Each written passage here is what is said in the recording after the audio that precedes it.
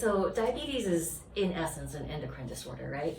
And the endocrine system of the body, its entire job is to send messages for your body to be able to do things. And so when you boil down to it, like all endocrine disorders are someone's not giving orders, someone's not talking, or someone's not listening. Generally, there's like a signal from your brain to an endocrine organ to make hormones, right? And insulin in diabetes is a hormone. So in the case of type 1 diabetes and type 2 diabetes, we most often think about someone's not talking, which is your pancreas is not making insulin, like insulin being that voice for your cells to bring blood sugar into themselves.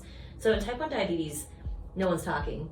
And in type 2 diabetes, when the cells get really annoyed by all this insulin around, that's no one's listening. And so your pancreas has to like dial up the volume.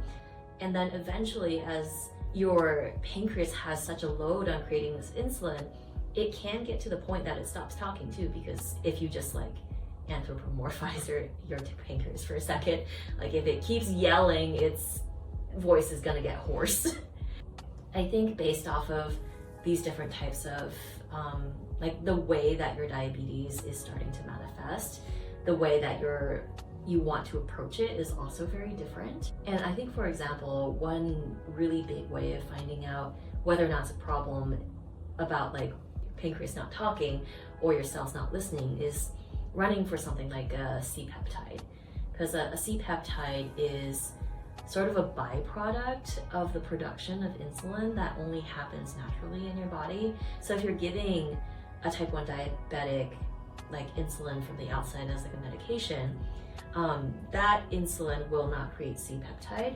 Only the insulin that you create from your own pancreas creates C-peptide. So C-peptide is kind of like a way that we can measure how your pancreas itself is working. One of the problems that kind of comes up a lot with type 2 diabetics in conventional care is that most of the medications given really just force the pancreas to push out more insulin. Let's yell louder. Right, which is just, and the way I explain it to patients a lot, parts of the body that are becoming insulin resistant, right, is basically a toddler covering their ears and just kind of yelling over you, right? Just They don't care.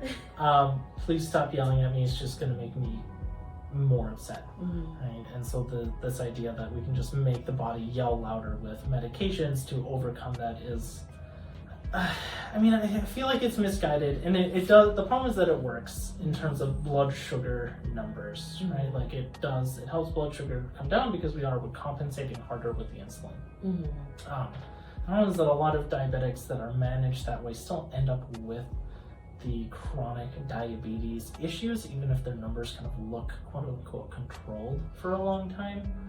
And some of that is because insulin is also pro-inflammatory in high levels, and so there's got to be a different approach that doesn't just focus on the blood sugar, but also focuses really on those kind of original causes and helps the body get by with less insulin so that it really has time to kind of heal and allow the body to listen better to lower amounts. Right, and like what you're now talking about is developing more insulin sensitivity, right? Yeah. Which I think is like the crux of everything. Yeah. And I just think it's important to just note here, like the most common diabetes medication, which is metformin, right? That's actually, the way that works is to decrease something called gluconeogenesis in the liver, right? Like I don't think that one's a secretagogue. It's not a secretagogue. So it slows down gluconeogenesis. It also reduces the amount of carbohydrate you're able to absorb from your diet, which is something that feels really small and innocuous and comes up a lot because doctors don't say it out loud. And so when people start on metformin, if they don't change their diet and decrease the amount of carbs, that's when they get all those GI symptoms like gas, bloating, diarrhea, things like that, because all those carbohydrates just stay in the GI, draw in a lot of water, and just cause a lot of discomfort. Yeah, and also if you're not absorbing your carbohydrates, someone else is going to start eating it. Yes. That's your gut bacteria. Yes. So, and metformin does have some data on being a sensitizing agent. The effect is pretty modest. And seems to be not as sustainable as some other things, and so it initially works to get numbers down, but a lot of people then end up having to progress on medications if they're not able to change like diet and lifestyle and other like foundational it only factors works to like a along the certain way. extent. Yeah. And it's just one of those drugs that a lot of people just aren't happy on because of the side effects and things. So it's where everyone gets started, but it has a pretty low satisfaction rate, I think. At least in the people at least in the people that I tend to see. Yeah, we can't really talk about insulin sensitization without talking about like sort of the body has its own like cheat code for lowering blood sugar, because there is a way to lower blood sugar without insulin, right? There's a way to get blood sugar into cells without the utilization of insulin. Yeah, which gets into a lot of really in-depth physiology and biochemistry. But the short version is that really all insulin does is it knocks on the door of cells. It says, hey, I've got a delivery that is glucose. Do you want it? When that happens in kind of a normal, healthy, responding body, the cells mobilize what's called GLUT4 transporter proteins from the inside of the cell to the cell membrane, which then lets glucose enter the cells. And insulin resistance is really just where that process gets blocked by kind of various different reasons. The insulin shows up, it knocks, and the cell doesn't actually respond. And so that's why everyone with diabetes is kind of encouraged to exercise more and at least go for 1 30-minute walk once a day after a meal. And kind of any kind of exercise, right? Forces muscle cells and other responsive cells like that to mobilize those GLUT4 transporters to increase the amount of glucose they're taking in from the blood, separate from any insulin signaling, just because they're using up that fuel source, and so they need more. Yeah. There's lots of different ways to exercise. Walking seems to work really well. The more you do it, the more it works. But also other exercise like strength training and things like that work really well. And the higher intensity exercises they can be confusing for some people with diabetes, especially with continuous glucose monitoring, because if you're doing high intensity exercise, your blood sugar will actually increase temporarily, just as a compensatory mechanism, right? The body knows that it's working hard, it wants to increase that blood sugar so it's available to all of those muscles and things that are working. Okay, that's a really but it can scare people because they're like, I was told exercise, and so I went out and I lifted weights and my blood sugar shot up 50 points. But the really cool thing about exercise like that is long term, it mobilizes those GLUT4 transport proteins for hours even after that exercise is done, and so it helps a lot with that long-term control. Especially if you work hard enough to really burn through all of the sugar stores in muscles, because then they get really hungry and they want to refill all of those, it's called glycogen stores, and so that eats up a lot more blood sugar. Cool. Yeah, it's very insulin sensitizing.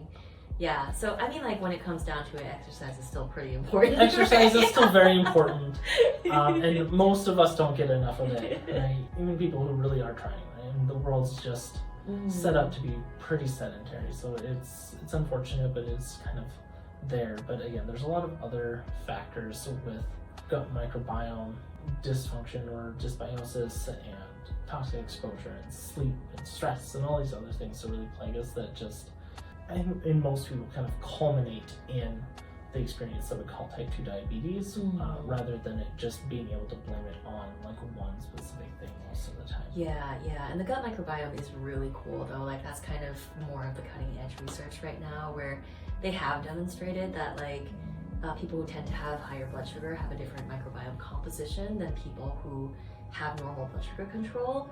And there's also been findings of, I know this is slightly on a tangent, but it is related to metabolic syndrome, where I saw that there was a study where they tried to make more humane foie gras, like when you get the ducks to have fatty liver by force feeding them. There's been a paper that I've seen where they've actually taken gut microbiome that predisposed to fatty liver and put it in the ducks, so the ducks just naturally eat more and then develop fatty liver more from like the altered gut microbiome rather than the force feeding. So I think gut microbiome has a lot to do with like our behavior in terms of what foods we crave, what foods we choose, how much we eat, but it also has like a direct effect in like the inflammatory signaling and the endocrine signaling even of like blood sugar in general. Yeah. And thankfully there's a lot we can do to help rebalance some of that. Without necessarily needing to do a full transplant from a skinny person into a full someone microbiome who's transplant.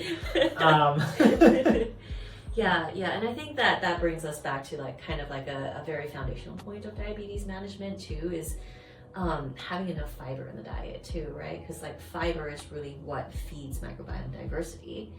Yeah. And from like a whole other standpoint also helps with blood sugar too, right? Yeah. And fiber is important for a lot of things, right? So blood sugar regulation, what gets attributed to it most of the time is that it just slows down digestion a little bit, so it makes blood sugar peak slower, yeah, and not as high, so it gives it just a little more delayed absorption of any dietary carbohydrates. But again, it feeds the microbiome, which then signals the body to do all kinds of really important activities and regulatory mechanisms that also impact that.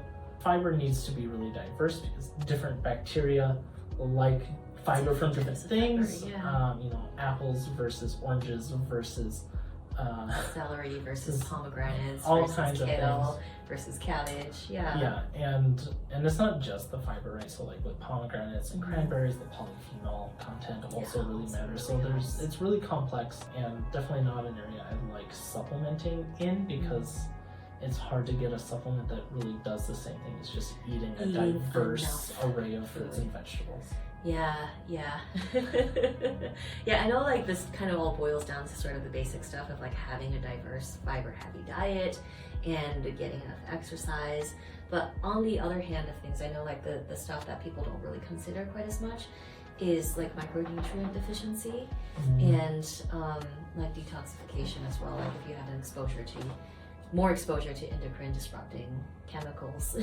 I know there's been like a paper that I've seen that has shown that your BPA exposure is very, very tightly correlated with like your risk of developing diabetes. BPA is a plastic that used to be in the lining of cans. It still is in some cans. But yeah, really what we're learning about like a lot of plastics and pesticides and herbicides is that they can disrupt our hormonal signaling and our inflammatory signaling. So canned foods used to not be super good for you. Still may not be great for you because they've, placed the BPA with BPS, and we don't really have a lot of data on BPS. So yeah. Another advocacy point for eating fresh foods and improving access to fresh foods too, right? Because there are some food deserts where access to fresh foods is very difficult. Magnesium is one of the more common micronutrient deficiencies in this day and age. Magnesium and zinc in particular, they are more commonly deficient because of both like the quality of our food and our farming practices in this country, and both of those deficiencies or like inadequacies can predispose to like poorer blood sugar control. Yeah, chromium's another one that gets pointed to a lot, but also just the B vitamins, and not necessarily just having those B vitamins around, but having them in a form that's useful to the body, which is its own conversation for sure. Some of the B vitamins just kind of do well with the basic forms, and some of them really need a kind of more functional form if you're going to supplement with them. Right. So the body kind of knows what's actually happening and can utilize it. Yeah. And knowing that, when you already have something like metabolic disorder going on, you need more than most people, right? So if you look at a nutrition label for like your multivitamin, it says, there's 200% daily value of B1 in here, right? Knowing that like, because you have, maybe if you already have diabetes and, especially if you're on medications or other medications for other things, right? Especially like psych meds, right? All those things really increase the body's need for those vitamins, and so that number doesn't necessarily represent you. Like it will represent kind of someone else who's relatively healthy, and so that gets into its own conversation of kind of more individualized care of where are your numbers at, what do you need, and kind of how can we support all of those processes. Right, and that's why like you test a lot for micronutrients when you have diabetes patients, right? Yeah, micronutrients and the different levels for the minerals as well as the exposure piece for heavy metals or other environmental toxins. Right. Just to rule that out, or if we can't rule it out, at least know what's going on so that we can build a detox program. Yeah, and help the body like be able to easily get rid of some of that stuff. Yeah. Yeah, so that's kind of like the basics of diabetes, right? Like Basics. Basics. We can talk about this all day, kind of like back and forth popcorn style, but if any of you have any questions about that or you'd like clarification about some of the things that we've said, then feel free to just drop the question in the comments and we can talk more about Get to it and yeah, either do another video or if it's a quick comment answer, then we can do that too. Yep. All right. Thanks for watching. Yep. Bye.